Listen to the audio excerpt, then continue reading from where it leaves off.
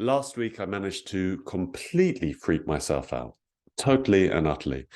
I was reading about all the advances in AI and this big thing that you may have seen of doing these pictures and writing essays, that AI can just take over everything. It's going to take over the sort of role that I have filled with people. I'm going to have nothing to do. It's going to just destroy everything.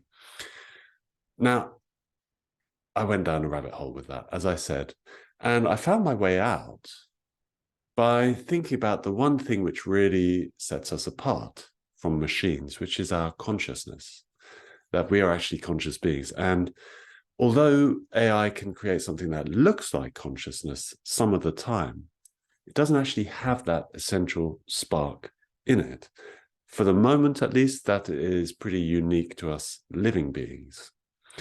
And that gave me some solace, but it also got me thinking about how our society is so focused on thinking, on structures, on the mechanical shapes which are actually used to create AI, create the algorithms, create the programs, and how we are actually, if we're not careful, we can actually focus on that and elevate it beyond the status it really should have, which is a part of this wider experience that we have as human beings. So what I mean by that is that there is an aspect of our experience which doesn't fit neatly into thought, doesn't fit neatly into logic and those shapes. And that part of us, which is where consciousness comes from, is where all our creativity, our true creativity comes from. And our true creativity is the thing which actually gives us our authentic self-esteem. It's where our best ideas come from. It's where those inspired actions come from.